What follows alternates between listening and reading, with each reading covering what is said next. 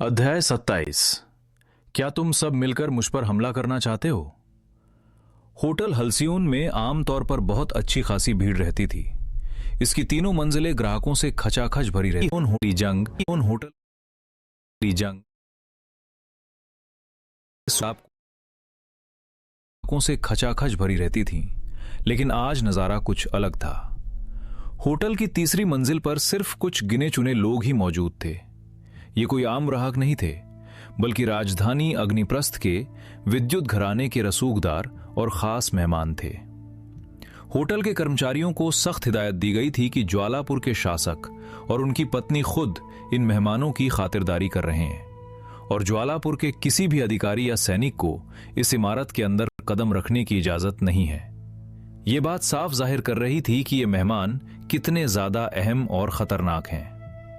पिछले कुछ दिनों से इस होटल के आसपास के पूरे इलाके को खाली करवा दिया गया था। किसी को नहीं पता था कि शासक ने अचानक ये इलाका क्यों खाली करवाया है, और ना ही किसी को यह समझ आ रहा था कि वे लोग वहां बैठकर किसका इंतजार कर रहे हैं। इस रहस्य को जानने की उत्सुकता में होटल से कुछ 100 मीटर दूर लोगों की एक बहुत बड़ी भीड़ जमा हो गई थी, जो ये देखने के लिए बेताब थी कि आने वाले दिनों में यहां क्या तमाशा होने वाला है। लेकिन सबसे अजीब बात यह थी कि वे सभी बड़े और रसूखदार लोग अपनी बालकनी से सिर्फ एक ही जगह घूर रहे थे, होटल से कुछ ही दूरी पर मौजूद एक पुराना और खस्ता हाल घर। अगर कोई उस घर के अंदर झांक कर देखता तो उसे बगीचे में एक टूटी हुई कुर्सी पर लेटी हुई एक बीमार और कमजोर औरत के अलावा कुछ नहीं दिखाई देता, जो हल्की धूप में ऊँग रही थी। वो अपनी जिंदगी के बचे हुए आखिरी कुछ दिन उसी तरह सुकून से बिताने की कोशिश कर रही थी जैसे वो पिछले कई दिनों से कर रही थी। सुमेर प्रताप भी बीच बीच में उस खस्ताहाल घर की तरफ एक नजर डाल लेते थे, लेकिन फिर तुरंत अपना ध्यान भटका लेते थे।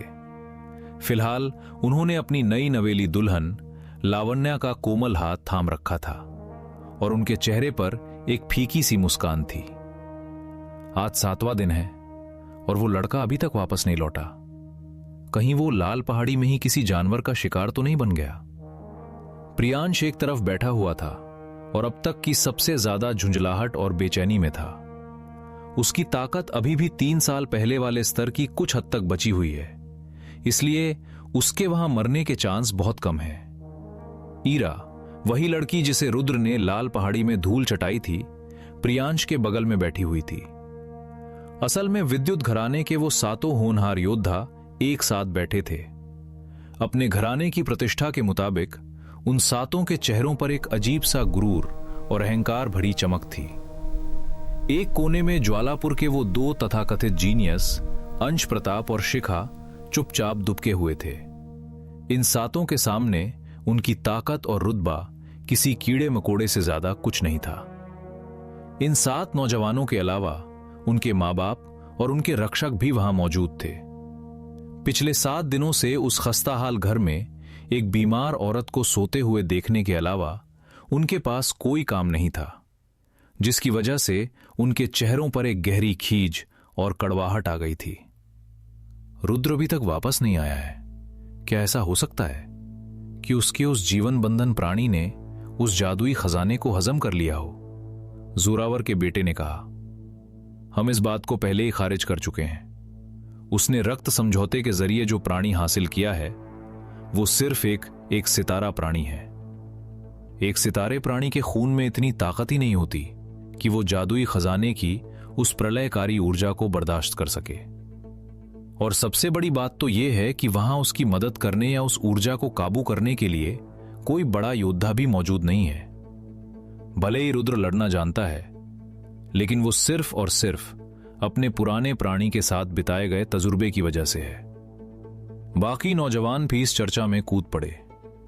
उन 7 में से 4 ने रुद्र को आज तक देखा भी नहीं था, लेकिन उन्होंने बाकी 3 से उसके बारे में बहुत कुछ सुन लिया था।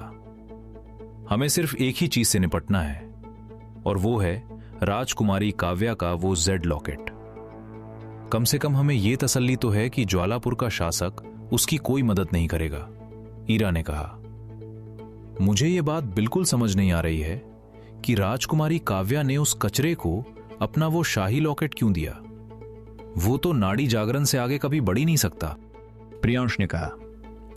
वो रुद्र से बहुत नफरत करने लगा था, क्योंकि रुद्र ने उसका वो जादुई खजाना लूट लिया था जो उसका हक था। जरा सोचिए, कुछ ही दिन पहले पवन चौक में प्रियांश रुद्र को एक कीड़े के बराबर भी नहीं समझता था, और आज वही कीड़ा उसके सिर का सबसे बड़ा दर्द बन गया था। हमें विद्युत घराने से पहले ही मंजूरी मिल चुकी है, जैसे ही रुद्र वापस आएगा, जो भी सबसे पहले उसे हराएगा वो जादुई खजाना उसी का होगा। जब तक हम बड़े इस लड़ाई में नहीं पड़ते और ये सब सिर्फ नई पीढ़ी के बच्चों के बीच होता है, तब तक हमारा घराना राजकुमारी काव्या के गुस्से को आसानी से संभाल लेगा। आखिरकार वो जादुई खजाना सबसे पहले विद्युत घराने ने ही ढूंढा था, और अगर रुद्र उसे लूटना चाहता है तो उसे इसके लिए लड़ना ही होगा। अगर हमारे बच्चे रुद्र को हराकर उससे वो खजाना वापस छीन लेते हैं तो यकीनन राजकुमारी काव्या भी इस पर कोई सवाल नहीं उठा सकती। तुम लोग रुद्र को कुछ ज्यादा ही बड़ा समझ रहे हो। अगर सच में उसका राजकुमारी काव्या के साथ कोई बहुत गहरा रिश्ता होता तो वो आज एक लावारिस और अपाहिज की तरह इस हाल में नहीं भटक रहा होता, जोरावर के बेटे ने कहा। उसकी ये बात सुनकर अंश प्रताप और शिखा ने निराशा से अपना सिर हिलाया। ये दुनिया उन लोगों के लिए सच में बहुत बेरहम थी जिन्हें अपनों ने ही छोड़ दिया हो। जहां एक तरफ विद्युत घराने के बच्चे रुद्र को कुचलने की योजना बना रहे थे, वहीं दूसरी तरफ उसका अपना सगा बाप कोई प्रतिक्रिया देने के बजाय अपनी नई पत्नी के साथ प्यार की पींगे बढ़ा रहा था। हमें अब बस एक ही बात का डर है, कहीं ऐसा ना हो कि वो खजाना लेकर सीधा राजकुमारी काव्या के पास चला गया हो। अगर ऐसा हुआ तो हमारा यहां बैठकर इंतजार करना पूरी तरह से बेकार हो जाएगा, जोरावर के बेटे ने कहा। ऐसा होना नामुमकिन है, प्रियांश ने कहा। क्यों? सबसे पहली बात, वो अपनी मां का बहुत लाडला बेटा है और वो उसे यहां मरने के लिए नहीं छोड़ेगा। और दूसरी बात, वो अग्नि पदक हासिल करके वापस विद्यापीठ जाना चाहता है ताकि वो बड़े भाई समर से अपना इंतकाम ले सके। क्या? सातों नौजवानों ने एक दूसरे को देखा और फिर वे सब एक साथ जोर जोर से ठहाके लगाकर हंसने लगे। इंतकाम? और वो भी बड़े भाई समर से? क्या उसने कभी शीशे में अपनी वो सड़ी हुई शक्ल देखी है? 3 साल पहले भी उसकी औकात बड़े भाई समर के सामने एक कीड़े से ज्यादा नहीं थी। बचाओ मुझे, मैं हंस हंसकर पागल हो जाऊंगा। इस पूरे ठहाकों और मजाक के बीच जोरावर सिंह अचानक अपनी कुर्सी से उठ खड़ा हुआ और उसके चेहरे पर एक शैतानी मुस्कान छा गई। बाकी लोगों ने भी उसकी नजरों का पीछा किया और देखा कि एक नौजवान धीरे धीरे उनके होटल की तरफ ही आ रहा है। वो दिखने में बहुत ही शांत, सभ्य और पढ़ा लिखा लग रहा था, लेकिन उसकी सबसे अजीब पहचान वो छोटा सा पीला चूजा था जो उसके कंधे पर बैठा लगातार बड़बड़ा रहा था। उसके जीवन बंधन प्राणी का कोई विकास नहीं हुआ है। उस पूरे गुट ने 1 सेकंड में यह अंदाजा लगा लिया। इसका सीधा सा मतलब था कि वो जादुई खजाना अभी भी उसी के पास है। उनका इतने दिनों का इंतजार आखिरकार रंग लाया था। विद्युत घराने का नया नियम यह था कि जो भी रुद्र से वो खजाना छीनेगा वही उसका असली मालिक होगा, और रुद्र के यहां पहुंचने का मतलब था इस खूनी जंग का शंखनाद हो चुका है। वो देखो, वो खजाना पक्का उसी के पास है। दूर से भी वे रुद्र के कपड़ों के अंदर एक छोटा सा उभार देख पा रहे थे। उन्हें क्या पता था कि वो उभार जादुई खजाना नहीं, बल्कि वो जादुई गेंद है जो रुद्र को उस कुएं से मिली थी। तुम लोग किसका इंतजार कर रहे हो? टूट पड़ो उस पर, जतिन ने अपनी बेटी ईरा को घूरते हुए कहा। वो नहीं चाहता था कि उसकी बेटी ये मौका हाथ से जाने दे। इससे पहले कि वो अपनी बात पूरी कर पाता, वे सातों नौजवान होटल की तीसरी मंजिल से सीधे नीचे कूद पड़े। उन्हें रुद्र को मिलकर हराना था, लेकिन वे सब अंदर ही अंदर ये बात अच्छी तरह जानते थे कि वो जादुई खजाना सिर्फ किसी एक को ही मिलेगा। एक भयंकर और खूनी जंग बस शुरू ही होने वाली थी। जब से वो लड़का दिखाई दिया था, सुमेर प्रताप के माथे पर चिंता की लकीरें खिंच गई थीं। रुद्र उस खस्ता हाल घर तक पहुंच चुका था और वो दरवाजा खोलने ही वाला था कि तभी उन 7 नौजवानों ने उसे चारों तरफ से घेर लिया। सुमेर जी, क्या अब आपको अपने बेटे के लिए दुख हो रहा है? लावण्या ने पूछा। यह उसकी अपनी चुनी हुई तकदीर है, इससे मेरा कोई लेना देना नहीं है। सुमेर प्रताप ने अपना सिर हिलाया। मुझे यह जानकर बहुत खुशी हुई कि आपकी सोच इतनी साफ है। जैसे ही यह सब खत्म होगा, आप कुछ समय के लिए इस ज्वालापुर के शासक का ताज उतारकर मेरे साथ विद्युत घराने चलिएगा। विद्युत सम्राट ने आपको पहले ही अपने परिवार का हिस्सा मान लिया है और वे आपको एक बहुत ही बड़ी और अहम जिम्मेदारी सौंपने वाले हैं। मैं समझ गया, सुमेर प्रताप ने हामी भरी। उन्होंने अपना काम पूरा कर लिया था और अब वे अपनी जिंदगी के सबसे बड़े सपने को पूरा करने से सिर्फ एक कदम दूर थे। वे उस सपने को किसी भी कीमत पर पूरा करेंगे, चाहे इसके लिए उन्हें अपने ही सगे बेटे की बलि क्यों न चढ़ानी पड़े। रुद्र ने बहुत पहले ही उस हल्सियोन होटल की तीसरी मंजिल पर खड़े लोगों को देख लिया था। उन सभी की नजरें, जिसमें उसका सगा बाप भी शामिल था, किसी भूखे गिद्ध की तरह उस पर टिकी थीं। उसे पता था कि मैं यहां वापस आऊंगा, इसलिए वो यहां मुझे रोकने और इन बाहरी कुत्तों को जादुई खजाना लूटने में मदद करने के लिए खड़ा है, रुद्र ने सोचा। लेकिन यह उसके लिए कोई हैरानी की बात नहीं थी। सुमेर प्रताप ने उसे बार बार जिस तरह से धोखा दिया था और बेइज्जत किया था, उसे देखते हुए यह एक बहुत ही मामूली सी बात लग रही थी। रुद्र ने कुछ ही पलों में इन ख्यालों को अपने दिमाग से झटक दिया। उन 7 जीनियस योद्धाओं ने उसे चारों तरफ से घेर रखा था और रुद्र की नजरें सीधे प्रियांश पर टिकी थी। ज्वालापुर वापस लौटने का उसका सबसे बड़ा मकसद प्रियांश से अपना अग्नि पदक वापस छीनना ही था। उनकी उस शर्त को लगभग 1 महीना पूरा होने वाला था और रुद्र इस खूनी लड़ाई के लिए पूरी तरह से तैयार था। प्रियांश के पैरों के पास खड़ा वो विद्युत चीता बेताबी और गुस्से से भयानक गुर्राहट कर रहा था। उसके गुर्राते ही बाकी 6 प्राणियों ने भी अपना खूंखार रूप दिखाना शुरू कर दिया। ज्वालापुर के कानूनों में यह बात साफ तौर पर लिखी थी कि शहर के अंदर जीवन बंधन प्राणियों को लड़ने की इजाजत नहीं है। इसलिए इन खूंखार जानवरों की आवाजें सुनकर आसपास के कई लोग दूर से ही छुपकर यह नजारा देखने लगे। पिछले कुछ दिनों से शासक के उस अजीबोगरीब आदेश की वजह से लोगों में जो उत्सुकता थी, उसके चलते वहां पहले से ही एक बहुत बड़ी भीड़ जमा हो गई थी, जो अब इस तमाशे का मजा लेने के लिए बेताब थी। जल्द ही वहां और भी लोग जुड़ने वाले थे, जो रुद्र के लिए एक बहुत अच्छी बात थी। चयन परीक्षा वाले दिन वो पूरी तरह से खुद को साबित करने में नाकाम रहा था, लेकिन अब जब विद्युत घराने के 7 खतरनाक जीनियस योद्धाओं ने उसे घेर रखा था, तो ये उसके चमकने का और अपनी असली ताकत दिखाने का सबसे सही वक्त था। उसके शरीर का खून अब उबलने लगा था और उसकी वो काली भुजा इतनी ज्यादा गर्म हो गई थी कि अगर कोई उसे छू भी लेता तो उसका हाथ जिंदा जल जाता।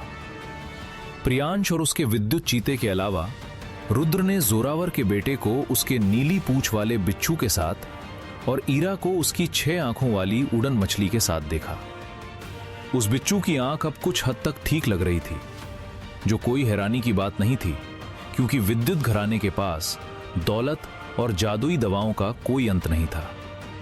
इन तीनों के अलावा रुद्र ने 4 और जीवन बंधन प्राणी देखे, जो बिल्कुल उसके पुराने स्वर्ण गरुड़ की तरह ही 5 सितारा प्राणी थे। क्या तुम सब मिलकर मुझ पर हमला करना चाहते हो? रुद्र ने उन 7 को घूरते हुए पूछा। तो दोस्तों, विद्युत घराने के 7 सबसे खूंखार और जीनियस योद्धाओं ने रुद्र को मौत के घेरे में जकड़ लिया है। एक तरफ प्रियांश का गुरूर और दूसरी तरफ जादुई खजाने की भूख। क्या रुद्र अकेला इन 7 दरिंदों का शिकार बन जाएगा, या फिर उसके शरीर में उबलता अनंत अग्नि फिनिक्स का खून आज ज्वालापुर की सड़कों को राख में बदल देगा? और जब सुमेर प्रताप अपने ही बेटे को अपनी आंखों के सामने मरते हुए देखेगा, तो क्या उसका जमीर एक बार भी कांपेगा? मौत का ये नंगा नाच अब बस शुरू ही होने वाला है। रोंगटे खड़े कर देने वाला अगला मोड़ देखने के लिए सुनते रहिए द बीस्ट गुरु। उन होटल को अपनी छत की मरम्मत कराने में बहुत लंबा वक्त लगने वाला है। अध्याय 28, एक अकेला 7 शिकार। इस वक्त रुद्र को कई तरह के जीवन बंधन प्राणियों ने चारों तरफ से घेर रखा था। उनमें से एक तूफानी अबाबील था, जो हवा वाले तत्वों का एक पक्षी था और हमेशा तेज हवा के बवंडरों से घिरा रहता था। दूसरा गड़गड़ाता चूहा था, जो बिजली वाले तत्वों का एक जमीनी प्राणी था और छुपकर वार करने में माहिर था। तीसरा औराणिक बर्फीला कीड़ा था, जो बर्फ वाले तत्वों का प्राणी था और अपने दुश्मनों को जमा सकता था। और आखिरी एक सख्त कवच वाला फौलादी विशाल झींगा था, जिसके कवच को कई विनाशकारी हथियार भी नहीं भेद सकते थे। अलग अलग प्रजातियों और तत्वों के इन 7 खूंखार प्राणियों के सामने वो छोटा सा पीला चूजा बहुत ही कमजोर और बेबस लग रहा था। भला वो इनके सामने कैसे टिक सकता था? रुद्र कुल मिलाकर 14 दुश्मनों के घेरे में फंसा हुआ था, जो सब के सब उसे खून की प्यासी नजरों से घूर रहे थे। जब मैं उस जादुई खजाने को पहले ही हजम कर चुका हूं, तो ये लोग अभी भी मेरे पीछे क्यों पड़े हैं? रुद्र ने मन ही मन सोचा। ओह, अच्छा। रुद्र को इसका कारण तब समझ आया जब उसने नीचे देखा। उसकी जेब में वो जादुई गेंद रखी हुई थी, जिसकी वजह से उसकी जेब बाहर की तरफ उभरी हुई थी। तो इसका मतलब इन बेवकूफों को लग रहा था कि वो जादुई खजाना अभी भी उसकी जेब में ही है। रुद्र, हम तुम्हें बता दें कि यह जादुई खजाना विद्युत घराने की अमानत है। हमारे घराने ने यह फैसला लिया है कि भले ही तुम्हारे पास राजकुमारी काव्या का जेड लॉकेट हो, लेकिन तुम्हें इस खजाने को हासिल करने के लिए हमारे इन 7 होनहार बच्चों से मुकाबला करना होगा। क्या तुम्हें यह शर्त मंजूर है? प्रियांश ने सबसे पहले सन्नाटा तोड़ते हुए पूछा। बिल्कुल मंजूर है। मेरा वक्त बर्बाद मत करो। तुम 7 एक साथ मुझ पर हमला कर सकते हो। रुद्र ने बड़ी खुशी से यह शर्त मान ली। आखिरकार वो आज ज्वालापुर वापस ही इसलिए आया था ताकि वो अपना खोया हुआ रुतबा वापस पा सके और अपनी मां को पूरे सम्मान के साथ यहां से विदा कर सके। एक अकेला और 7 दुश्मन, उसे रत्ती भर भी खौफ नहीं था, बल्कि वो तो इस खूनी खेल का बेताबी से इंतजार कर रहा था। विद्युत घराने के बच्चों के लिए रुद्र का यह घमंड एक बहुत बड़ी बेइज्जती थी। राजधानी अग्निप्रस्थ के विद्युत घराने के जीनियस होने के नाते वे लोग रुद्र जैसे सड़क छाप लोगों की तरफ पलटकर देखना भी पसंद नहीं करते थे। बड़ा घमंड है इसमें, इसकी बातों पर ध्यान मत दो। यह हमेशा ऐसी ही बकवास करता है, बड़ी बड़ी बातें करेगा और फिर किसी कायर की तरह दुम दबाकर भाग जाएगा। अपने इस फैसले पर पछताना मत। वैसे भी हम ये तय नहीं कर पा रहे थे कि तुम पर सबसे पहले हमला कौन करेगा। अब से जो भी उस खजाने को सबसे पहले हासिल करेगा वही जीतेगा, जोरावर के बेटे ने ऐलान किया। उसका असली इरादा यह था कि जब बाकी लोग लड़ लड़ कर रुद्र को कमजोर कर देंगे, तब वो आखिर में आकर रुद्र को खत्म कर देगा। वो अच्छी तरह जानता था कि वो अकेले रुद्र का मुकाबला नहीं कर सकता। माफ करना, तुमने क्या कहा? तुम्हारे उस अंधे बिच्छू की आंख अब कैसी है? रुद्र ने ताना मारा। इसे सुनकर जोरावर के बेटे का चेहरा गुस्से से लाल टमाटर जैसा हो गया। बकवास बंद करो, चलो शुरू करते हैं। प्रियांश पहले ही लड़ने के पैंतरे में आ चुका था। उसे पूरा यकीन था कि इन 7 में सबसे ताकतवर होने के नाते वो खजाना उसी के हाथ लगेगा। प्रियांश, क्या 1 महीने पहले हुई हमारी वो शर्त अभी भी कायम है, या तुम हारने के डर से मुझे मेरा अग्नि पदक वापस देने से खौफ खा रहे हो? रुद्र की नजरें सीधे प्रियांश पर टिक गईं। वादा तो वादा होता है, और जब तुम हारोगे तो तुम्हें चुपचाप वो जादुई खजाना मेरे हवाले करना होगा। प्रियांश ने जवाब दिया और सीधे रुद्र की तरफ झपटा। वो जानता था कि बाकी 6 लोगों के मुकाबले उसके पास एक बहुत बड़ा फायदा है, और वो था रुद्र का वो अग्नि पदक। इसी पदक की वजह से रुद्र का पूरा ध्यान सिर्फ प्रियांश पर रहेगा, और प्रियांश आसानी से इस बेवकूफ को हराकर वो खजाना हासिल कर लेगा। जैसे ही प्रियांश ने हमला किया, बाकी 6 लोग भी तुरंत उसके पीछे लपके। वे सब एक दूसरे के दुश्मन भी थे और वे इतनी आसानी से प्रियांश को वो खजाना नहीं ले जाने देना चाहते थे। और जहां तक रुद्र की बात थी, उसके लिए इन 7 बिखरे हुए दुश्मनों से निपटना बहुत आसान था, जो आपस में ही तालमेल नहीं बिठा पा रहे थे। सबसे पहला काम, मां की नींद खराब नहीं होनी चाहिए। दूसरा, यह अच्छा मौका है कि इस शहर के ज्यादा से ज्यादा लोगों को पता चले कि इस चुनाव का असली विजेता कौन है। और आखिरी काम, मैं विद्युत घराने के इन तथाकथित जीनियस बच्चों को अपने पैरों तले कुचल दूंगा और सुमेर प्रताप को उसके फैसले पर खून के आंसू रुलाऊंगा। जब से सुमेर प्रताप ने उसे धोखा दिया था, तब से रुद्र का सिर्फ एक ही मकसद था। वो अपना अग्नि पदक वापस चाहता था, ताकि वो पूरे सम्मान के साथ ज्वालापुर से बाहर जा सके, और वो भी सुमेर प्रताप की नजरों के सामने से। पिछले 3 सालों में रुद्र एक हारे हुए इंसान की तरह जिल्लत सह सहकर थक चुका था। अपना मकसद पूरी तरह साफ होने के बाद रुद्र ने इस घेरे से बाहर निकलने के लिए अपने भूतिया कदम का इस्तेमाल किया। कुछ ही फुर्तीले कदमों में वो एक छत पर जा पहुंचा और वहां से वो सीधे हल्सियोन होटल की तरफ भागने लगा। अभी वो सुमेर प्रताप से बहुत दूर था और रुद्र चाहता था कि ये पूरी खूनी लड़ाई ठीक उसी होटल की छत पर हो जहां बैठकर सुमेर प्रताप इस तमाशे का मजा ले रहे थे। वो उन्हें इस खेल की सबसे आगे वाली सीट देना चाहता था। वो भाग रहा है, जल्दी करो, उसका पीछा करो। इंसान और वो पीला चूजा शहर की छतों पर पागलों की तरह भाग रहे थे और उनके पीछे 7 खूंखार योद्धा अपने प्राणियों के साथ मौत बनकर दौड़ रहे थे। विद्युत चीते जैसे कुछ प्राणी इतने भारी और तबाही मचाने वाले थे कि वे जिस भी छत पर कूदते, वो छत तुरंत चकनाचूर हो जाती, यहां तक कि एक पूरी इमारत ही ढह गई।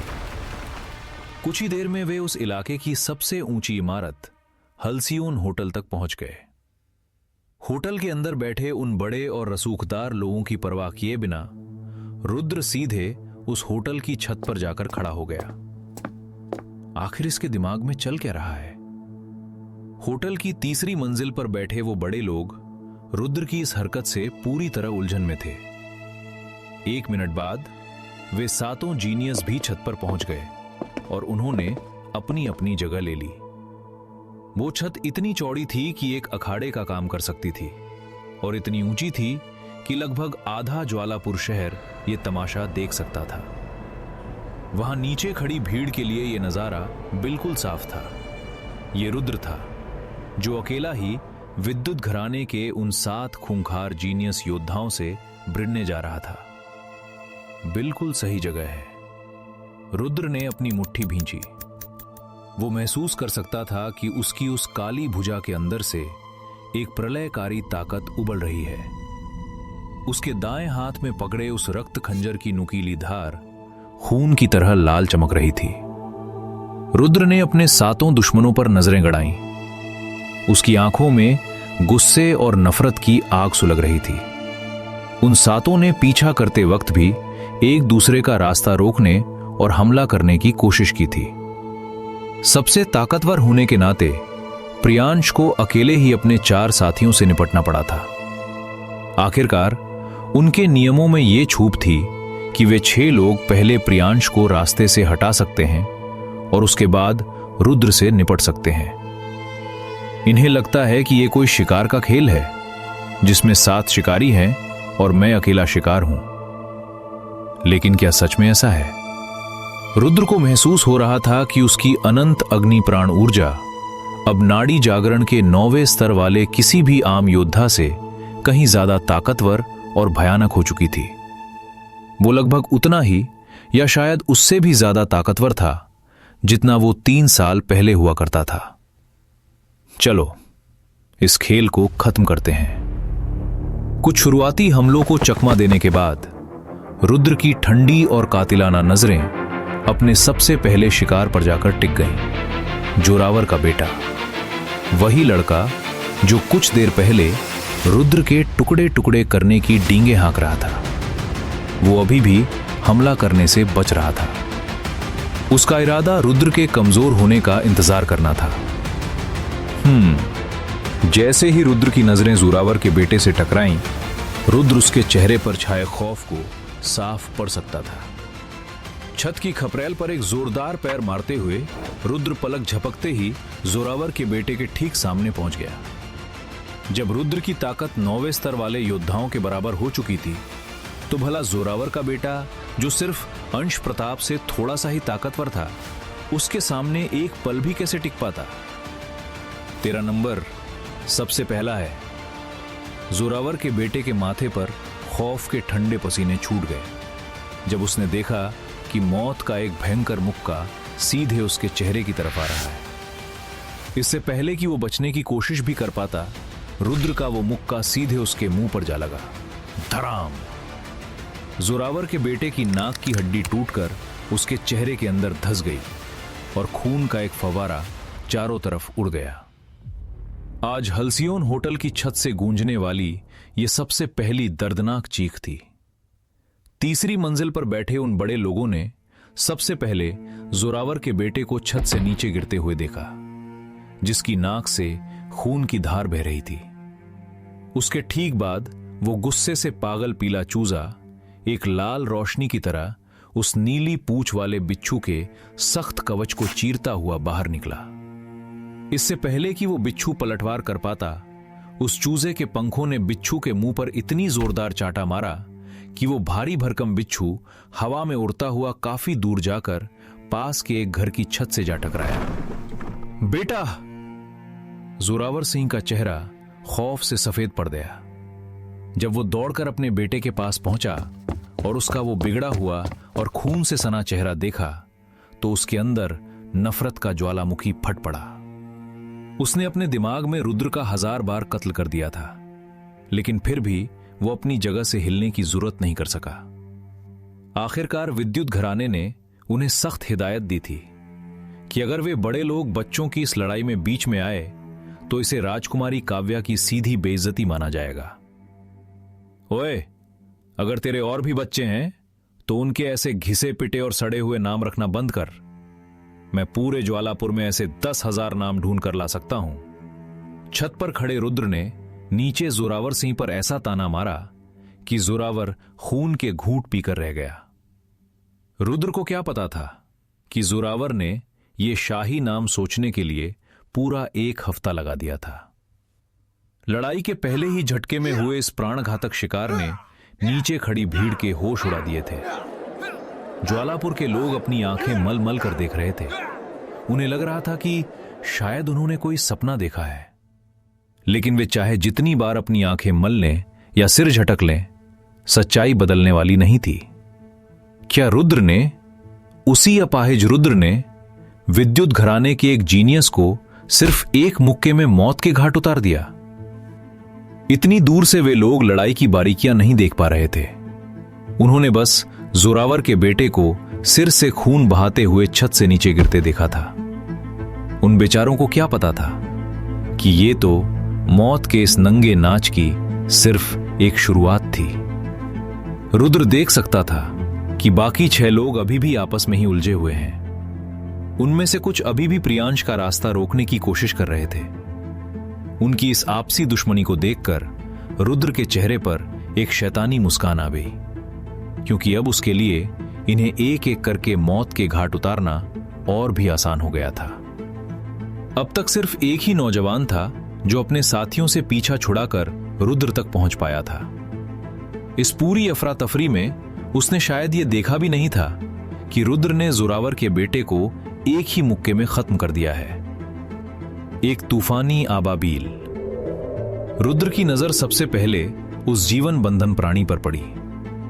इससे पहले कि रुद्र यह देख पाता कि उसका मालिक कौन है, उस पक्षी ने अपने पंख फड़फड़ाए और रुद्र की तरफ हवा का एक जानलेवा बवंडर छोड़ दिया। उस बवंडर की ताकत इतनी रूह कपा देने वाली थी कि उसने छत की कई खपरेलों को उखाड़ दिया और उन्हें सैकड़ों तेज धार वाले उस्तरों की तरह रुद्र की तरफ उछाल दिया। लग रहा था कि हल्सियोन होटल को अपनी छत की मरम्मत कराने में बहुत लंबा वक्त लगने वाला है। तो दोस्तों, रुद्र ने अपने पहले शिकार की तो धज्जियां उड़ा दी हैं, लेकिन अब हवा का वो महाविनाशकारी बवंडर उसे चीरने के लिए तेजी से आगे बढ़ रहा है।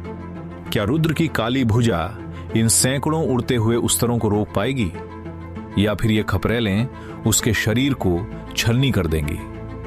और जब प्रियांश अपने रास्ते के कांटे हटाकर रुद्र के सामने मौत बनकर खड़ा होगा, तो क्या भ्रमित करने वाली आंख का जादू उस पर चलेगा? ये जंग अब एक ऐसा खूनी मोड़ लेने वाली है जो पूरे ज्वालापुर को सुन्न कर दे। आपको एक ऐसी अंधी ज्वालापुर को अध्याय 29, जिसे रोकना नामुमकिन है। ओए अबाबील, तुम नर हो या मादा? जुगनू उस पक्षी की तरफ झपटा, अपनी विनाशकारी ताकत के दम पर। उसने उस तूफानी अबाबील को बीच हवा में ही दबोच लिया और उसे इतनी बुरी तरह पीटा कि उसके सारे पंख झड़कर हवा में उड़ने लगे। फिर से पोपट हो गया। यह भी नर निकला, जुगनू ने कहा। वो तूफानी अबाबील भी 7वें स्तर का प्राणी था, लेकिन जुगनू के सामने उसकी कोई औकात नहीं थी। वो सिर्फ मार खाने के लिए ही बना था, इससे पहले कि बाकी प्राणी उसकी मदद के लिए आते। जुगनू ने अपनी चोंच से उस अबाबील के शरीर को छलनी कर दिया था। वो पक्षी दर्द से चीखता हुआ वहां से दुम दबाकर भाग खड़ा हुआ। उस अबाबील का मालिक हरे कपड़े पहने एक बहुत ही खूबसूरत सा नौजवान था। वो अपने आसपास की हवा को इस तरह काबू कर रहा था जैसे वो हवाओं का कोई चहीता बच्चा हो। मरने के लिए तैयार हो जाओ रुद्र। वो नौजवान अपने हाथ में एक लंबी तलवार लिए बहुत ही शानदार लग रहा था। उसकी तलवार के वार किसी तूफानी हवा की तरह तेज और धारदार थे, लेकिन अफसोस, उसके वार चाहे जितने भी खूबसूरत और तेज क्यों ना हो, इस सच्चाई को कोई नहीं बदल सकता था कि वो भी रुद्र की तरह ही नाड़ी जागरण के 7वें स्तर पर था। और 7वें स्तर का कोई भी योद्धा रुद्र के लिए कोई चुनौती नहीं था, क्योंकि रुद्र तो अपने से 2 स्तर ऊपर वालों को भी धूल चटाने का दम रखता था। रुद्र सीधे उन तेज तलवारों की बौछार के बीच कूद पड़ा और उसने अपने बाएं हाथ से उस लंबी तलवार की धार को नंगे हाथों से पकड़ लिया। यह नामुमकिन है। उस नौजवान का चेहरा खौफ से सफेद पड़ गया जब उसने देखा कि उसकी जानलेवा तलवार रुद्र के एक हाथ में पूरी तरह से जकड़ी जा चुकी है। चलो निकलो यहां से। अगले ही पल रुद्र ने उसके मुंह पर एक ऐसा जोरदार तमाचा जड़ा कि वो नौजवान हल्सियोन होटल की 3री मंजिल की छत से सीधे नीचे जमीन की तरफ उड़ गया। उसके मां बाप ने बड़ी मुश्किल से हवा में ही उसे लपक लिया, वरना उसका सिर जमीन पर टकराकर तरबूज की तरह फट जाता। विद्युत घराने के उन दोनों रसूखदार मां बाप के चेहरे गुस्से और बेइज्जती से लाल हो चुके थे, लेकिन सबसे ज्यादा खून जलाने वाली बात यह थी कि वे सिर्फ खड़े होकर यह तमाशा देखने के अलावा और कुछ नहीं कर सकते थे। फिर भी उन्हें यह बात बिल्कुल हजम नहीं हो रही थी कि सुमेर प्रताप का यह बेटा इतना महाविनाशकारी कैसे हो सकता है। क्या सुमेर प्रताप ने यह नहीं कहा था कि रुद्र सिर्फ नाड़ी जागरण के 7वें स्तर पर अटका हुआ है? उन्होंने अपना सारा गुस्सा सुमेर प्रताप की तरफ मोड़ लिया, क्योंकि उन्हें लगने लगा था कि सुमेर प्रताप जानबूझकर उन लोगों के साथ कोई गंदा खेल खेल रहा है। जब उन्होंने वापस ऊपर देखा तो रुद्र अभी भी बाकी बच्चों को किसी आवारे कुत्ते की तरह पीट रहा था। तो बस इतनी सी ताकत होनी चाहिए विद्युत घराने का जीनियस कहलाने के लिए। रुद्र के इस ताने ने पूरे माहौल में आग लगा दी। बाकी बचे 5 बच्चों की अब आपस में लड़ने की हिम्मत नहीं हो रही थी। उन्हें अब तक यह एहसास हो चुका था कि रुद्र से निपटना कोई बच्चों का खेल नहीं है, लेकिन अब बहुत देर हो चुकी थी। 9वें स्तर के प्रियांश को छोड़कर बाकी 3 बच्चे 8वें स्तर पर थे और एक लड़की 7वें स्तर पर थी। उस लड़की ने जोरावर के बेटे का वो खून से सना हुआ और बिगड़ा हुआ चेहरा देखा और फिर घबराते हुए बोली, मैं ये खेल छोड़ रही हूं, तुम लोग लड़ो। और इतना कहकर वो वहां से भाग खड़ी हुई। उसका पौराणिक बर्फीला कीड़ा भी अपनी जान बचाकर उसके पीछे पीछे खिसक लिया। अब सिर्फ 4 बचे थे। क्या ये सच में विद्युत घराने के जीनियस हैं? नीचे खड़े ज्वालापुर के लोग ये नजारा देखकर पूरी तरह से सुन्न पड़ गए थे। उनके लिए विद्युत घराना एक ऐसी ताकतवर हस्ती थी जो सिर्फ अपनी एक फूंक से पूरे ज्वालापुर को राख में बदल सकती थी। तो फिर रुद्र उन्हें इतनी आसानी से अपने पैरों तले कैसे कुचल रहा था? क्या यह वही रुद्र नहीं है जिसे कुछ दिन पहले इसी प्रियांश ने शासक के महल से एक कुत्ते की तरह बेइज्जत करके निकाला था? चलो हम आपस में लड़ना बंद करते हैं और पहले मिलकर इसे खत्म करते हैं। जादुई खजाना किसे मिलेगा यह हम बाद में तय कर लेंगे। ईरा डर के मारे कांप रही थी। उसे अच्छी तरह याद था कि लाल पहाड़ी में रुद्र इतना रूह कपा देने वाला नहीं था। जब भी उसकी नजरें रुद्र से टकराती थीं, तो उसे अपने कांपते हुए पैरों को काबू करने के लिए बहुत मशक्कत करनी पड़ती थी।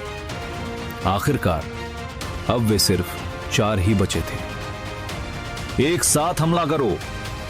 सिर्फ प्रियांश ही था जो अभी तक शांत खड़ा था। रुद्र का ताकतवर होना असल में प्रियांश के लिए एक बहुत बड़ा फायदा था, क्योंकि इससे रुद्र एक ऐसी मजबूत चट्टान बन गया था जिसे तोड़ने का दम सिर्फ प्रियांश में ही था। रुद्र ने भले ही कितना भी प्रलयकारी खेल दिखाया हो, लेकिन प्रियांश को अभी भी लगता था कि रुद्र की ताकत उसकी औकात के अंदर ही है। प्रियांश के आदेश पर वे चारों जीनियस और उनके जीवन बंधन प्राणी, विद्युत चीता, गड़गड़ाता चूहा, फौलादी विशाल झींगा और 6 आंखों वाली उड़न मछली, रुद्र को चारों तरफ से घेर कर उसकी तरफ बढ़ने लगे।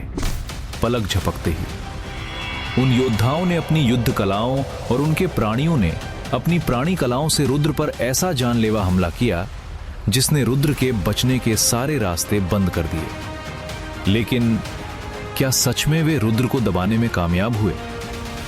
रुद्र एक खून से लाल परछाई में बदल गया। उसने अपनी सबसे भयंकर और सर्वोच्च दर्जे की युद्ध कला इस्तेमाल की। खूनी आत्मा का शिकार, तेज, सटीक और जानलेवा।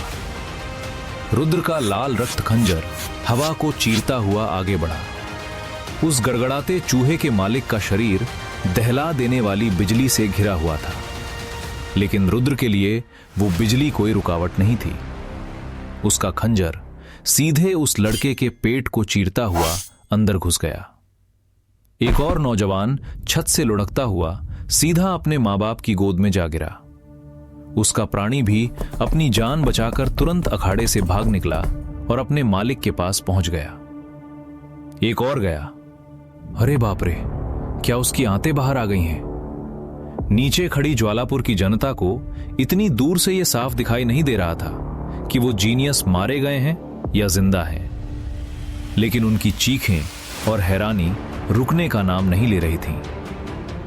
अगला कौन है?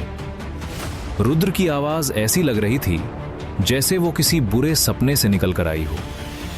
जुगनू के पंजों ने उस फौलादी विशाल झींगे के अभेद्य कवच में कई छेद कर दिए थे, जिनसे लगातार खून बह रहा था, और उस झींगे का मालिक रुद्र के प्रहारों से लगभग अधमरा हो चुका था। रुद्र के अजीबो गरीब और फुर्तीले भूतिया कदमों ने कमजोर दुश्मनों को पलटवार करने का कोई मौका ही नहीं दिया।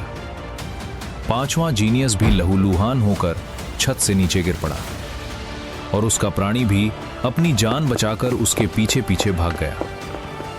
एक और ढेर हो गया। हे भगवान! नीचे खड़ी भीड़ को यह नहीं पता था कि उनमें से कोई भी मरा नहीं था, क्योंकि रुद्र के लिए सिर्फ उनका गुरूर तोड़ना और उन्हें उनके मां बाप के कदमों में फेंकना ही काफी था। रुद्र को यह देखने के लिए तीसरी मंजिल की बालकनी की तरफ मुड़ने की कोई जरूरत नहीं थी कि सुमेर प्रताप और विद्युत घराने के बाकी रसूखदार लोगों के चेहरे कितने बदसूरत और सदमे में डूबे हुए होंगे। वे रुद्र की इस बेतहाशा ताकत को देखकर अंदर ही अंदर खून के घूंट पी रहे होंगे।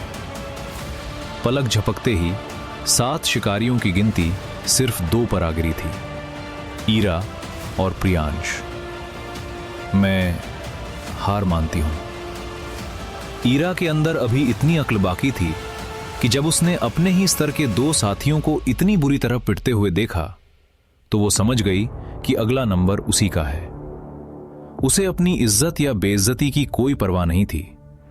वो तुरंत छत से नीचे कूदी और अपने पिता के पास लौट गई। उसने कांपते हुए पैरों और सफेद पड़े चेहरे के साथ अपने पिता के हाथ को कसकर पकड़ लिया। हल्सियोन होटल की पूरी तीसरी मंजिल पर मौत का सन्नाटा छा गया था, जिसे सिर्फ अपने मां बाप की गोद में पड़े उन जीनियस योद्धाओं की दर्दनाक चीखें ही तोड़ रही थीं। एक कोने में छुपे हुए अंश प्रताप और शिखा पूरी तरह से सुन्न पड़ चुके थे। शिखा ने अपनी चाय का प्याला अपने होठों तक ले जाने की कोशिश की, लेकिन तभी छत से एक खपरेल टूटकर सीधे उसके सिर पर आ गिरी। कितनी बड़ी बेइज्जती है, अंश प्रताप ने कहा, जैसे तुम कोई बहुत बड़ा तीर मार लेते। जरा शीशे में अपनी शक्ल देखो, डर के मारे तुम्हारा खून सूख चुका है। शिखा ने ताना मारा। मुझे कैसे पता चलता कि ये साला इतना खतरनाक बन जाएगा। पिताजी ने कहा था कि यह जिंदगी भर नाड़ी जागरण के स्तर पर ही सड़ता रहेगा। क्या तुम्हें उनकी बातों पर अब भी यकीन है? जब से अंश ने रुद्र का यह महाविनाशकारी तांडव देखा था, तब से उसे अपने पिता की बातों पर रत्ती भर भी भरोसा नहीं रहा था। विद्युत घराने के उन रसूखदार लोगों के चेहरे भी राख की तरह सफेद हो चुके थे। उन्हें लगा था कि रुद्र से वो जादुई खजाना छीनना किसी बच्चे से लॉलीपॉप छीनने जितना आसान होगा, और असली लड़ाई तो उसके बाद उनके अपने बच्चों के बीच होगी। लेकिन हकीकत ने उनके घमंड पर एक बहुत जोरदार तमाचा जड़ा था। रुद्र ने अकेले ही उन सातों को धूल चटा दी थी। 4 बच्चे दर्दनाक हार के बाद अधमरे पड़े थे। 2 ने डर के मारे घुटने टेक दिए थे, और अब सिर्फ प्रियांश अकेला बचा था। सुमेर जी, ये सब क्या हो रहा है? लावण्या भी पूरी तरह से उलझन में थी। वो ज्वालापुर ये सोचकर आई थी कि सब कुछ उनके इशारों पर चलेगा, लेकिन इस एक मामूली से लड़के ने उनके सारे शाही मंसूबों पर पानी फेर दिया था, और अब उसे अपने भाई प्रियांश की जान की फिक्र सताने लगी थी। शांत रहो, रुद्र उम्र में बड़ा है और एक वक्त पर वो आत्मिक स्तर तक पहुंच चुका था। उसके पास लड़ने का बहुत तजुर्बा और घातक युद्ध कलाएं हैं। मरने से पहले फड़फड़ाना कोई बड़ी बात नहीं है। तुम्हें प्रियांश पर पूरा भरोसा रखना चाहिए। वो नाड़ी जागरण के 9वें स्तर का एक सच्चा और बेमिसाल योद्धा है, और जहां तक रुद्र की बात है, वो अपनी जितनी ताकत इस लड़ाई में बर्बाद करेगा, वो उसे कभी वापस नहीं पा सकेगा। सुमेर प्रताप उस पूरी बालकनी में सबसे शांत इंसान लग रहे थे। फिर भी प्रियांश को अपनी पूरी ताकत झोंकनी होगी। ये लड़ाई उसके भविष्य के लिए एक बहुत बड़ा सबक होगी। इस चुनौती को पार करके जब वो उस जादुई खजाने को हासिल करेगा, तो उसकी ताकतों की कोई सीमा नहीं रहेगी, सुमेर प्रताप ने आगे कहा। लेकिन उनकी इन बातों से भी लावण्या की बेचैनी कम नहीं हुई, और वो लगातार छत की तरफ घूरती रही। छत पर हजारों लोगों की नजरों के सामने रुद्र प्रियांश के ठीक सामने खड़ा था। यही वो अखाड़ा था जो रुद्र चाहता था, और अब वो पूरे ज्वालापुर की चर्चा का सबसे बड़ा विषय बन चुका था। आज के बाद कोई भी ये नहीं कह सकेगा कि 1 महीने पहले रुद्र ने प्रियांश को जो चुनौती दी थी, वो सिर्फ एक गीदड़ भभकी थी। उसने अपने विनाशकारी तांडव से उन सब के मुंह पर ताला जड़ दिया था। लेकिन रुद्र का खेल अभी खत्म नहीं हुआ था। उसके लिए विद्युत घराने के वो 7 जीनियस तो सिर्फ वार्म अप थे। प्रियांश अभी भी अपने विद्युत चीते पर सवार था, और उसके चेहरे पर समर प्रताप जैसा ही गुरूर और घमंड था, मानो वो पूरी दुनिया का भगवान हो। उसने रुद्र को हिकारत भरी नजरों से देखा। मैं तुम्हें सीधी सी बात बताता हूं, वो जादुई खजाना तुम्हारे किसी काम का नहीं है, और अगर तुम वो अग्नि पदक हासिल कर भी लेते हो, तब भी विद्यापीठ तुम्हें कभी अंदर घुसने नहीं देगा। तुम वापस जाकर इंतकाम लेना चाहते हो? क्या बकवास मजाक है। तुमने रक्त समझौते से जो एक सितारा कीड़ा हासिल किया है, उसकी औकात भी बिल्कुल तुम्हारी तरह ही है। वो सिर्फ एक कचरा है, और हमेशा कचरा ही रहेगा। और चूंकि यह सच्चाई है तो अब तुम मेरी कामयाबी की सीढ़ी बनोगे। प्रियांश की आंखों में बिजली की जानलेवा चिंगारियां नाच रही थीं। उसने शुरू से लेकर अब तक रुद्र से रत्ती भर भी खौफ नहीं खाया था। अगर मैं इन चीजों का इस्तेमाल सिर्फ पेपरवेट की तरह भी करूं, तब भी मैं इन्हें तुमसे छीन कर ही रहूंगा। रुद्र हंसा। बड़ी बड़ी बातें तो कोई भी कर सकता है, बिल्कुल तुम्हारे 3 साल पहले वाले रूप की तरह। लेकिन अफसोस, तुम्हारी किस्मत में सिर्फ एक अपाहिज की तरह सड़ना ही लिखा है। तुम्हें बुरी तरह कुचल कर ही मैं तुम्हें तुम्हारी असली औकात याद दिला सकता हूं, एक सड़क के कीड़े की औकात। प्रियांश ने अपना हथियार बाहर निकाल लिया। जब रुद्र ने वो हथियार देखा तो उसकी भौहें तन गईं। वो साफ देख सकता था कि यह कोई आम प्राणी हथियार नहीं था। प्राणी हथियार आमतौर पर उन प्राण रत्नों से बनाए जाते थे जिन पर स्वर्गीय रेखाएं होती थीं। फिर उन्हें जादुई आग, जादुई हवा और जीवन बंधन प्राणियों के खून में नहलाकर और भी घातक बनाया जाता था। ये कई तरह के होते थे, हमला करने वाले, बचाव करने वाले, रफ्तार बढ़ाने वाले और ताकत देने वाले। इन हथियारों को उनकी ताकत के हिसाब से 1 से लेकर 10 दर्जे तक में बांटा जाता था। रुद्र का रक्त खंजर दूसरे दर्जे का हथियार था, जो कि पहले से ही काफी कीमती और खतरनाक माना जाता था। उस पर नारंगी रंग की कई स्वर्गीय रेखाएं थीं, जो इस बात का सबूत थीं कि उसे बनाने में नारंगी रंग के कई बेशकीमती जादुई पत्थरों का इस्तेमाल किया गया था। लेकिन प्रियांश ने जो हथियार निकाला था वो एक बैंगनी रंग की लोहे की जंजीर थी, जो लगभग 4 मीटर लंबी थी। उस जंजीर की हर एक कड़ी पर बिजली और बैंगनी रंग की जादुई आग धधक रही थी। इसका सीधा सा मतलब था कि इस जंजीर को बनाते वक्त इसमें जादुई बिजली और जादुई आग को मिलाया गया था। ये तथाकथित जादुई बिजली और जादुई आग असल में आम बिजली और आग ही होती थीं, लेकिन इन्होंने सदियों तक जंगल की जादुई ऊर्जा को अपने अंदर सोख लिया था, जिससे इनमें तबाही मचाने वाली भयंकर ताकत आ गई थी। इन्हें जादुई आफतें कहा जाता था। हवा, पानी, मिट्टी, बर्फ और बाकी तत्वों में भी स्वर्गीय रेखाएं आ सकती थीं। बस फर्क इतना था कि उन्हें देखना इतना आसान नहीं होता था। इस तरह के जादुई पत्थर, जादुई आफतें और जादुई जड़ी बूटियां, ये सब इस दुनिया के सबसे नायाब और बेशकीमती चमत्कार थे। रुद्र ने उस जंजीर पर कुछ पीले रंग की स्वर्गीय रेखाएं देखीं, जिसका मतलब था कि ये कम से कम 3रे दर्जे का प्रलयकारी हथियार था। नाड़ी जागरण के स्तर पर किसी योद्धा का 3रे दर्जे का हथियार इस्तेमाल कर पाना सच में बहुत बड़ी बात थी। प्रियांश यकीनन रुद्र की सोच से कहीं ज्यादा ताकतवर और खतरनाक था, लेकिन अब तक उसने जो भी तबाही मचाई थी, उसके बाद यह नामुमकिन था कि रुद्र इस घमंडी प्रियांश से खौफ खाए। तो दोस्तों, विद्युत घराने के 6 जीनियस शिकारियों को कुचलने के बाद अब रुद्र के सामने सबसे खतरनाक और 9वें स्तर का दरिंदा खड़ा है। प्रियांश की वो जादुई जंजीर जिस पर मौत की बिजली और आग धधक रही है। क्या वो रुद्र की काली भुजा को चीर कर रख देगी, या फिर रुद्र का उबलता हुआ खून और उसकी भ्रमित करने वाली आंख प्रियांश के इस गुरूर को उसी छत पर दफन कर देंगे? जादुई खजाने की ये आखिरी जंग अब एक ऐसा खूनी मोड़ लेने वाली है जो पूरे ज्वालापुर को सुन्न कर देगा। आगे क्या होगा जानने के लिए सुनते रहिए द बीस्ट गुरु। किसी अंधी गली में धकेल दिया गया था जहां से बाहर निकलने का कोई रास्ता नहीं था। मैं, ज्वालापुर का शासक, पूरे शहर के सामने ये। अध्याय 30। एक पागल शैतान। रुद्र, तुम्हें इस बात पर गर्व होना चाहिए कि तुम मेरी इस वज्र अग्नि जंजीर का विनाशकारी कहर चखने वाले पहले इंसान बनोगे।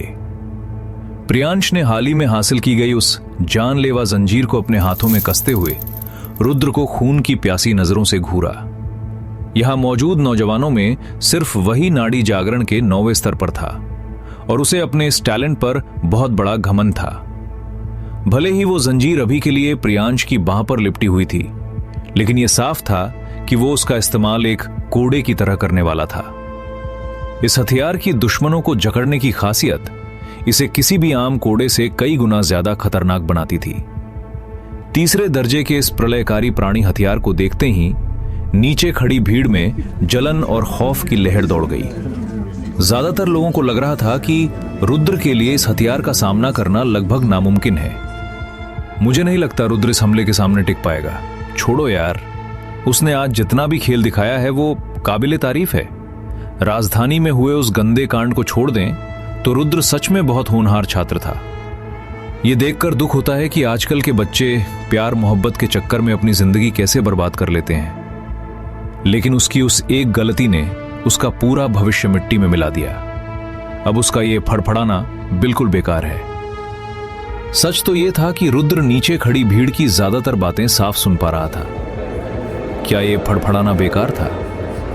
वो आज यहां वापस ही इसलिए आया था ताकि वो दुनिया को दिखा सके कि यह कोई बेकार की तड़प नहीं है। वो यहां यह ऐलान करने आया था कि वो रुद्र अपनी ही राख से दोबारा जिंदा होकर उठेगा। वो लोगों की इन तरस खाने वाली और मजाक उड़ाने वाली नजरों से थक चुका था।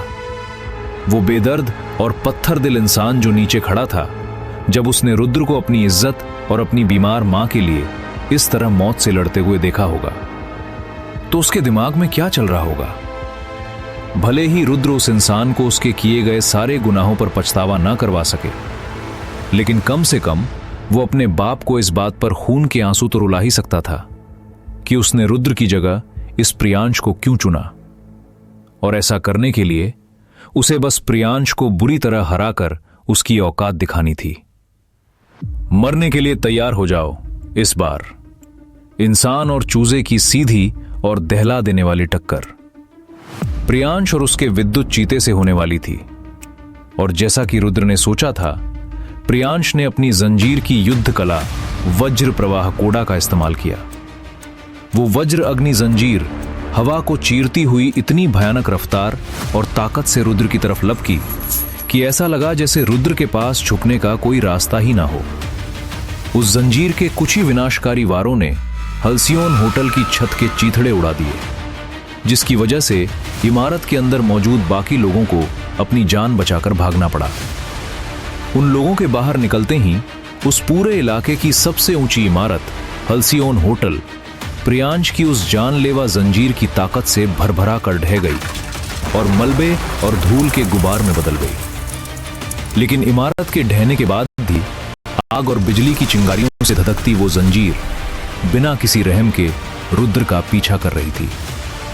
नीचे खड़ी भीड़ के कई लोग ये सोचने पर मजबूर हो गए कि रुद्र सिर्फ एक कागजी शेर है जो प्रियांश और उसकी इस वज्र अग्नि जंजीर के सामने एक पल भी नहीं टिक पाएगा। ओ नामर्द रुद्र, क्या तुम्हारी अब मुझसे लड़ने की हिम्मत नहीं हो रही? प्रियांश ने ताना मारा, क्योंकि उसे लग रहा था कि बाजी उसके हाथ में है। मेरे लिए सिर्फ एक ही वार काफी है। अपने भूतिया कदमों के एक बहुत ही फुर्तीले पैतरे से रुद्र ने पहले उस विद्युत चीते के खूंखार हमले को चकमा दिया और फिर प्रियांश की उस जंजीर के जानलेवा वार से बच निकला।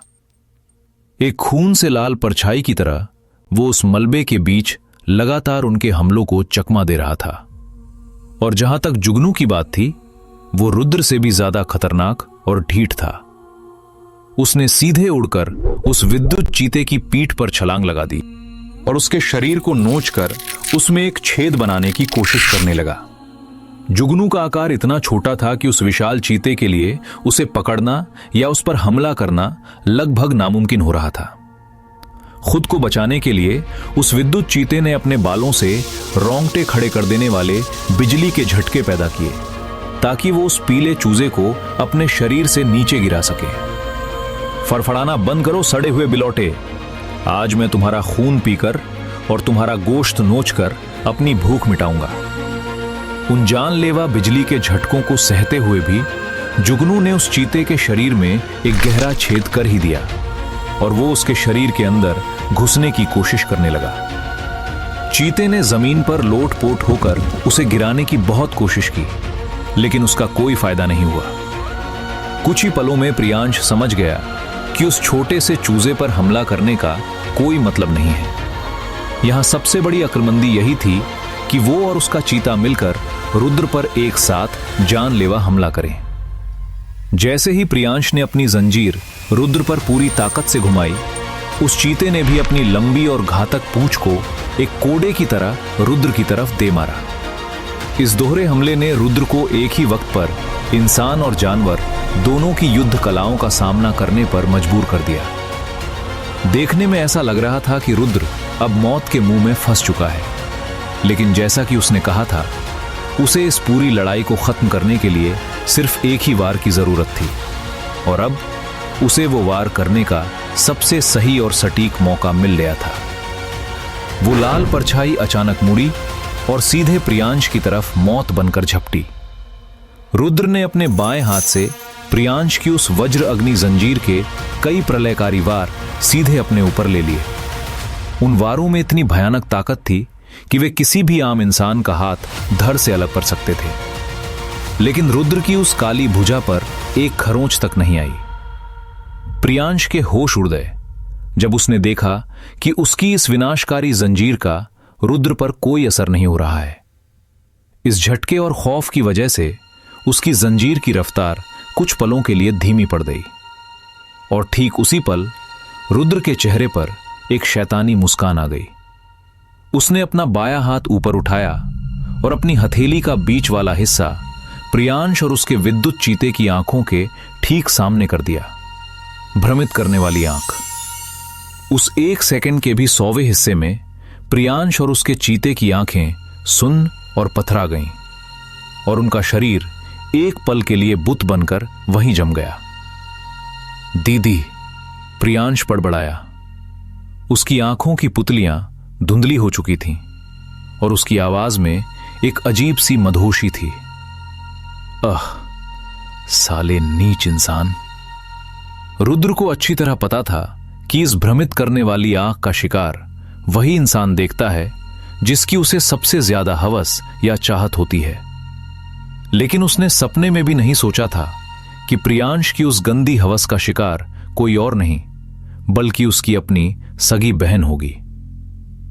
क्या ये तथाकथित रसूखदार और ऊंचे खानदान अंदर से इतने सड़े हुए और घिनौने थे? खैर, इन गंदी बातों को किनारे रखते हुए इस भ्रमित करने वाली आंख ने रुद्र को इस लड़ाई को खत्म करने का वो इकलौता और अचूक मौका दे दिया था। इससे पहले कि प्रियांश उस गंदे भ्रम से बाहर आ पाता, रुद्र ने अपनी काली भुजा से अपना ड्रैगन मैमथ का भारी प्रहार पूरी ताकत से प्रियांश के चेहरे पर जड़ दिया। हड्डियों के चकनाचूर होने की वो दहला देने वाली आवाज पूरे शहर में गूंज उठी। 1 महीने पहले रुद्र ने कसम खाई थी कि वो प्रियांश के इस घमंडी चेहरे को अपने मुक्कों से तोड़ देगा, और अब जब उसे यह मौका मिला था तो वो कोई रहम नहीं दिखाने वाला था। ये मुक्का जोरावर के बेटे को पड़े मुक्के से भी कई गुना ज्यादा भयंकर और जानलेवा था। इसने न सिर्फ प्रियांश की नाक की हड्डी को चकनाचूर कर दिया था, बल्कि ऐसा लगा जैसे उसकी गर्दन भी टूट कर लटक जाएगी। दीदी, मुझे बचा लो, बचाओ मुझे। प्रियांश को ऐसा लगा जैसे वो जन्नत से सीधा जहन्नम की आग में गिर गया हो। उस मुक्के की महाविनाशकारी ताकत ने उसके दिमाग के परखच्चे उड़ा दिए थे, और उसके अंदर का सारा गुरूर और हिम्मत मिट्टी में मिला दी थी। जब उसके चेहरे से खून और बलगम का गंदा मिश्रण बहने लगा तो उसे कुछ समझ नहीं आ रहा था। रुद्र ने लावण्या का भ्रम कैसे पैदा किया? भ्रम पैदा करना तो उसकी बहन लावण्या की खासियत थी, तो फिर यह कैसे मुमकिन था? लेकिन अफसोस, प्रियांश को अपनी इन उलझनों का जवाब जानने का कभी मौका नहीं मिला। उसके मुंह में भरते हुए खून के स्वाद ने उसे मौत के खौफ से कांपने पर मजबूर कर दिया था। अब वो सिर्फ अपनी जान की भीख मांगते हुए चीख सकता था। सच कहा जाए तो इस वक्त डर के मारे उसकी पतलून गीली होने की भी पूरी गुंजाइश थी। हल्सियोन होटल के मलबे पर जो तमाशा चल रहा था वो नीचे खड़ी भीड़ के सबसे डरावने सपनों से भी परे था। बोलो प्रियांश, अब कैसा लग रहा है? रुद्र किसी शैतान की तरह उसके सिर पर सवार था, जो किसी भी पल उसकी रूह खींचने के लिए तैयार था। इस भयानक खौफ ने प्रियांश को अपने घुटनों पर ला दिया था। उसकी आंखों के आगे उसके ही खून का धुंधलका छा गया था और चीख चीख कर उसका गला बैठ चुका था। तुम जीत गए रुद्र, बस अब मुझे जाने दो प्लीज। मुझसे बहुत बड़ी गलती हो गई, मुझे बख्श दो, मैं यहां मरना नहीं चाहता। प्रियांश मौत के खौफ से कांप रहा था। वो जानता था कि अगर रुद्र ने उसे मार भी दिया तो सुमेर प्रताप और लावण्या उसका इंतकाम जरूर लेंगे, लेकिन जब वो जिंदा ही नहीं रहेगा तो उस इंतकाम का क्या फायदा। वो रुद्र के इस खौलते हुए गुस्से को महसूस कर सकता था, और अगर रुद्र ने अभी उसकी जान लेने का फैसला कर लिया तो दुनिया की कोई भी ताकत उसे नहीं बचा सकती थी। प्रियांश मरना नहीं चाहता था। जमीन पर घुटनों के बल बैठकर वो रुद्र से मौत की भीख मांग रहा था। अगर उसके शरीर में थोड़ी सी भी जान बची होती तो यकीनन वो रुद्र के पैरों में गिरकर उसके जूते चाटने के लिए भी तैयार था। उस पल प्रियांश को अपने सिर से लेकर पैर तक मौत की वो ठंडी सिहरन महसूस हो रही थी। उसके सामने खड़े इस काल रूपी इंसान की वो धुंधली परछाई अब उसकी जिंदगी के हर बुरे सपने में उसका पीछा करने वाली थी। 1 महीने पहले पवन चौक पर रुद्र को बेइज्जत करके कुचलने की वो याद अब उसे किसी धुंधले और टूटे हुए सपने जैसी लग रही थी, और उसके लिए वो सपना हमेशा के लिए खत्म हो चुका था। नहीं, मैं तुम्हारे हाथ जोड़ता हूं, मुझे मत मारो। मैं किसी काम का नहीं हूं, मैं एक जानवर से भी बदतर हूं। प्लीज मेरी जान बख्श दो। प्रियांश अपने चेहरे से खून पोंछने की नाकाम कोशिश करते हुए पागलों की तरह चीख रहा था। उसे इस बात का एहसास तक नहीं था कि ऐसा करने से उसका चेहरा और भी ज्यादा खून से सड़ गया था। लेकिन अगर मैं तुम्हें मारने की ही जिद पकड़ लूं तो? रुद्र की इस एक बेरहम लाइन ने प्रियांश के अंदर का बचा खुचा सारा काबू भी तोड़ दिया। उसकी पतलून पूरी तरह से गीली हो गई और एक गर्म पीला तरल उसकी टांगों से नीचे बहने लगा। और जहां तक रुद्र की बात थी, वो पहले ही खिसक कर प्रियांश के ठीक पीछे जा चुका था। उसका रक्त खंजर प्रियांश की गर्दन की नस पर टिका हुआ था, जो किसी भी पल उसका गला रेतने के लिए तैयार था। दूसरी तरफ जुगनू ने भी उस विद्युत चीते के उस अजीबोगरीब भ्रम का पूरा फायदा उठाया था। वो उस चीते के शरीर में बहुत गहराई तक घुस चुका था। किसी कटफोड़वे की तरह उसने उस चीते की रीढ़ की हड्डी पर अपनी चोंच के जानलेवा वार किए और आखिरकार उसे तोड़ ही दिया। वो खूंखार चीता जमीन पर धड़ाम से गिर पड़ा। अब वो अपने पैरों पर खड़ा भी नहीं हो सकता था। क्या अब भी तुम्हारे अंदर मुझ महान मुर्गे के सामने चौड़ा होने की हिम्मत बची है? अगली बार जब तुम मुझे दिखोगे तो मैं तुम्हारा वो हथियार ही नोच लूंगा। अपना काम पूरा करने के बाद जुगनू हवा में किसी राजसी और खतरनाक राजा की तरह उड़ने लगा। लड़ाई पूरी तरह से खत्म हो चुकी थी। नीचे खड़ी भीड़ अब सिर्फ एक ही नजारा देख पा रही थी। रुद्र के खंजर की नोक पर अपनी जिंदगी की भीख मांगता हुआ प्रियांश और जमीन पर तड़पता हुआ वो विद्युत चीता, जिसे एक छोटा सा पीला चूजा अपने पैरों तले रौंद रहा था। यह सब इतनी भयंकर रफ्तार से हुआ था कि कोई भी इंसान, यहां तक कि सुमेर प्रताप भी, यह समझ नहीं पाया कि प्रियांश इतनी आसानी से कैसे और कब हार गया। पूरे ज्वालापुर में मौत का सा सन्नाटा छा गया था, जिसे सिर्फ जुगनू की वो डरावनी हंसी और प्रियांश की वो चीखें ही तोड़ रही थीं। हर किसी की नजरें रुद्र और उसके जीवन बंधन प्राणी पर चिपकी हुई थीं। वे सब इस लड़ाई के नतीजे को देखकर अभी भी गहरे सदमे। लगभग 1 मिनट तक वहां खड़ा कोई भी इंसान अपनी जगह से हिलने की जरूरत नहीं कर सका। रुद्र ने उस खस्ता हाल घर की तरफ एक नजर डाली। इस पूरी खूनी लड़ाई और तबाही के बीच उसकी मां बस अपनी उस टूटी हुई कुर्सी पर करवट लेकर अभी भी गहरी नींद में सो रही थी। रुद्र के चेहरे पर एक सुकून भरी मुस्कान आ गई कि उसकी मां कितनी गहरी और मीठी नींद में है। लेकिन उसने ये नहीं देखा कि रुक्मिणी के गालों पर एक आंसू लुढ़क कर नीचे गिर रहा था। वो आंसू किसी दुख का नहीं, बल्कि एक मां की खुशी और फक्र का आंसू था। इस 1 महीने के अंदर रुद्र ने न सिर्फ खुद को उस अग्नि पदक के लायक साबित किया था, बल्कि उसने यह भी साबित कर दिया था कि वो अपना खोया हुआ हर वो रुतबा और इज्जत वापस छीनने आया है जो 3 साल पहले उससे छीन लिया गया था।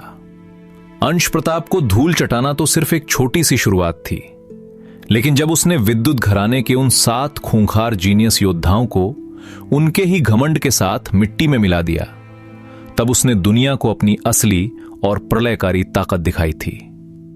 उसके इस तांडव ने पूरे ज्वालापुर के सामने चीख चीख कर यह ऐलान कर दिया था कि अब वो कोई अपाहिज या लावारिस लड़का नहीं है, बल्कि वो ज्वालापुर का सबसे बड़ा गुरूर और शान बनने वाला है।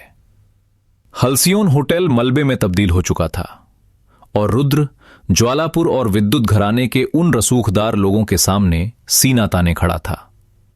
प्रियांश की जिंदगी अब पूरी तरह से उसकी मुट्ठी में थी। उन रसूखदार लोगों के चेहरों पर जो खौफ, बेबसी और बेइज्जती साफ झलक रही थी, उसे देखकर रुद्र का मन जोर जोर से हंसने को कर रहा था।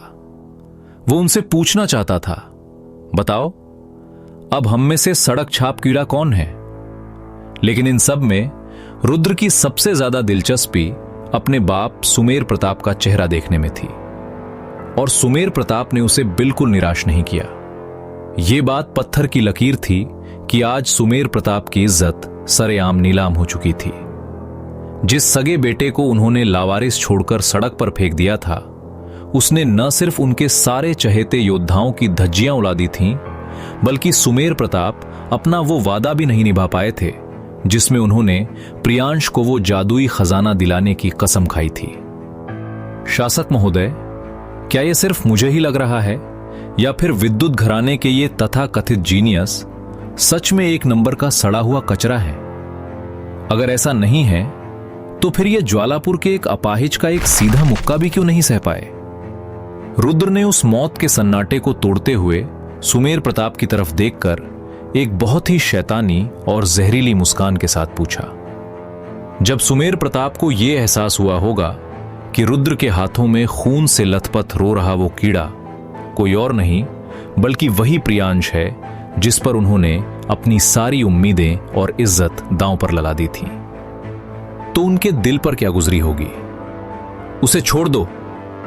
सुमेर प्रताप के मुंह से सिर्फ यही खौफनाक आवाज निकली। अगर यह सब लाल पहाड़ी के उस सुनसान जंगल में हुआ होता तो प्रियांश के हारने के बाद भी वे रुद्र को वहीं मौत के घाट उतार सकते थे, लेकिन अफसोस, हजारों लोगों की गवाही के सामने अब ऐसा करना नामुमकिन था। बिल्कुल छोड़ दूंगा, लेकिन उससे पहले हमारी शर्त के मुताबिक मैं अपना वो अग्नि पदक वापस लूंगा और हमारी पुरानी परंपरा के हिसाब से ज्वालापुर के शासक को पूरे शहर के सामने खुद ये ऐलान करना होगा कि इस साल की चुनाव परीक्षा का असली विजेता कौन है। ये कहते कहते रुद्र ने प्रियांश की जेब से वो अग्नि पदक निकाल लिया था जिसके लिए वो इतनी लंबी और खूनी लड़ाई लड़ रहा था। विद्यापीठ के दरवाजे अब एक बार फिर से उसके लिए खुल चुके थे। तुम्हें वो पदक मिल गया है, अब प्रियांश को छोड़ दो, अभी के अभी। सुमेर प्रताप ने अपनी आवाज के गुस्से को तो किसी तरह दबा लिया था, लेकिन उनके चेहरे का वो खौफनाक और बदसूरत रूप उनकी बेबसी साफ बयां कर रहा था। दूसरी तरफ लावण्या डर के मारे बुरी तरह कांप रही थी और उसका चेहरा कागज की तरह सफेद हो चुका था। आप अपना वो ऐलान करना भूल गए। मेरे बेहद इज्जतदार शासक महोदय, रुद्र का खंजर अभी भी प्रियांश की गर्दन की नस पर टिका हुआ था और उसकी नजरें सुमेर प्रताप पर गड़ी हुई थीं। प्रियांश ने रुद्र की पकड़ से छूटने की एक नाकाम कोशिश की, जिसके बदले में रुद्र ने उसे एक ऐसा जोरदार चांटा रसीद किया कि प्रियांश दर्द से बिलखते हुए फिर से मौत की भीख मांगने लगा। सुमेर प्रताप ने अपनी जिंदगी में कभी खुद को इतना बेबस और लाचार महसूस नहीं किया था। वे रुद्र से अंदर ही अंदर खौफ खा रहे थे, क्योंकि वे किसी भी कीमत पर प्रियांश को मरने नहीं दे सकते थे। रुद्र इस वक्त किसी खूंखार और पागल शैतान की तरह बर्ताव कर रहा था, और अगर उसने सच में प्रियांश की गर्दन रेत दी तो किसी को कोई हैरानी नहीं होगी।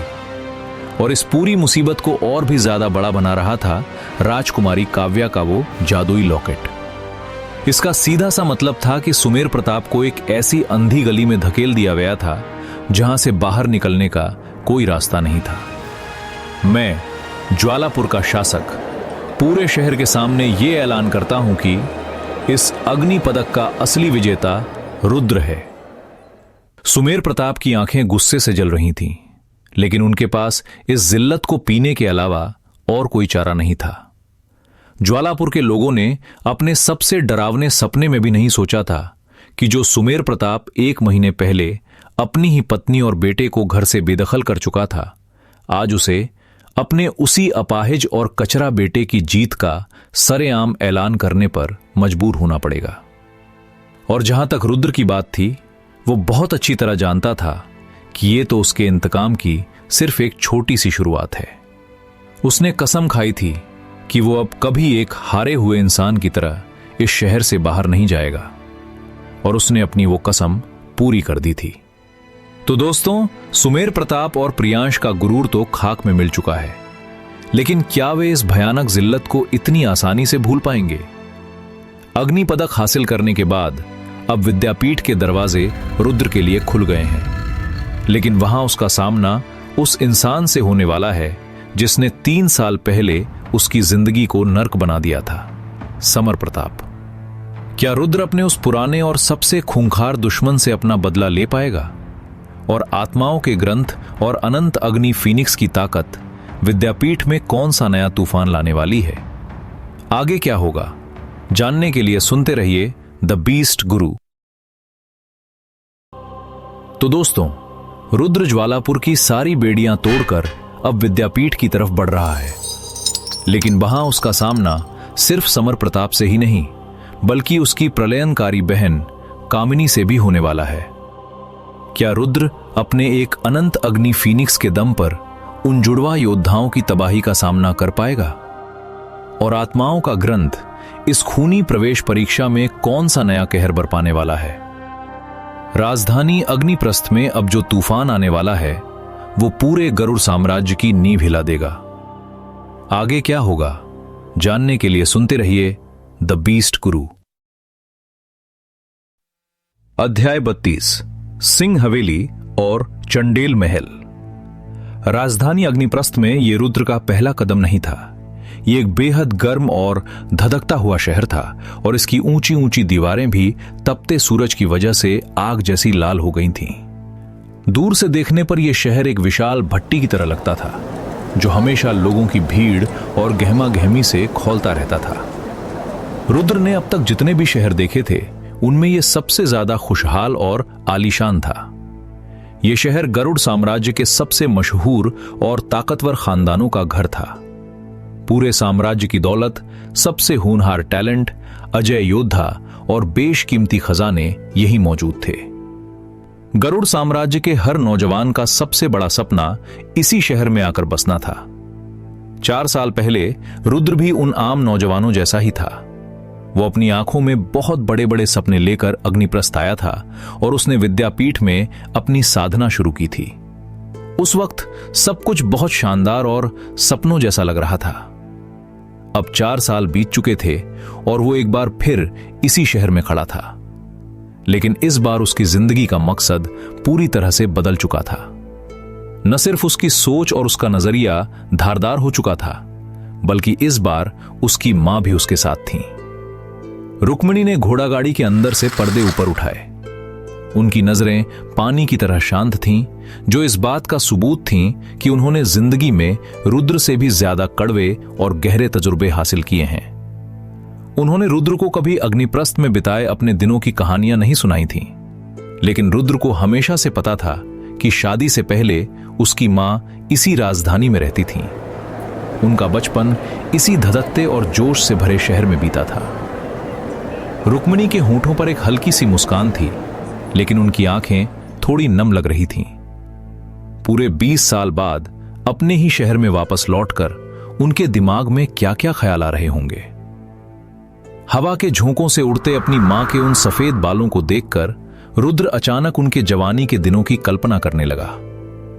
ईशा या राजकुमारी काव्या की तरह उसकी मां भी यकीनन एक बहुत ही प्यारी, खूबसूरत और चुलबुली लड़की रही होंगी। इस बीमारी ने इनके साथ सच में बहुत बेरहमी की है। रुद्र ने मन ही मन एक गहरी आह भरते हुए कहा, आपको यह जगह कैसी लग रही है? क्या आपको इस शहर की याद आती थी? क्या आप अभी अपने आंसू रोकने की कोशिश कर रही हैं?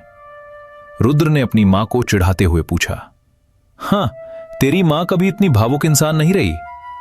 मुझे तो बस अग्निप्रस्थ की उन मिठाइयों की याद आ रही है, वो मूंग की दाल के लड्डू और केसर वाली बर्फी। उनका स्वाद तो सीधे जन्नत से आता था। अग्निप्रस्थ की उन लजीज मिठाइयों के बारे में बात करते हुए उनके मुंह में लगभग पानी आ गया था। क्या उन्होंने अपना बचपन सच में हाथों में मिठाइयां लेकर यहां की सड़कों पर घूमते हुए बिताया था? रुद्र बस इसकी कल्पना ही कर सकता था। आप बिल्कुल बेफिक्र रहिए। जब आपका बेटा बहुत सारा पैसा कमा लेगा तो आपको जो मन करेगा वो खाने को मिलेगा। एक बार हम अग्निप्रस्थ में बस जाएं, फिर मैं रोज आपके लिए इस शहर की सबसे बेहतरीन मिठाइयां लेकर आऊंगा। रुद्र ने मुस्कुराते हुए कहा। पक्का वादा? अगर तू कभी भूला तो मैं तुझे घर के बाहर निकाल दूंगी। रुक्मिणी ने एक सख्त चेहरा बनाने का नाटक करते हुए कहा। कितनी बेरहम औरत है। रुद्र ने अपना सिर हिलाया, लेकिन वो अपनी हंसी नहीं रोक पाया। जब से उन्होंने ज्वालापुर छोड़ा था और उस इंसान की मनहूस शक्ल उनकी नजरों से दूर हुई थी, तब से उनकी जिंदगी बहुत खुशहाल और सुकून भरी हो गई थी। लेकिन अभी हमारे सामने एक बहुत बड़ी मुसीबत है। हमारे पास अपना कोई सामान नहीं है, तो हम अग्निप्रस्थ में रहेंगे कहां? इस वक्त रुद्र के सामने सबसे बड़ी और अहम परेशानी यही थी। अगर वो अकेला आया होता तो विद्यापीठ में दाखिला मिलने के बाद वो वहीं हॉस्टल में रह सकता था, लेकिन उसकी मां वहां नहीं रह सकती थी। अध्याय 31। सर्वश्रेष्ठ छात्र। उसे अभी छोड़ दो, लावण्या ने एक बार फिर चीखते हुए कहा। अपने भाई प्रियांश की यह दर्दनाक दुर्दशा देखकर उसका दिल खून के आंसू रो रहा था। रुद्र अपनी शैतानी मुस्कान रोक नहीं पाया, क्योंकि वो बहुत अच्छी तरह जानता था कि लावण्या ही वो इंसान है जिसकी प्रियांश को सबसे ज्यादा हवस थी। इतनी जल्दी क्या है? मुझे विद्युत घराने के इन खास मेहमानों से एक छोटा सा सवाल पूछना है। तुम्हारे बनाए हुए नियमों के मुताबिक मैंने तुम्हारे 7 जीनियस बच्चों को धूल चटा दी है।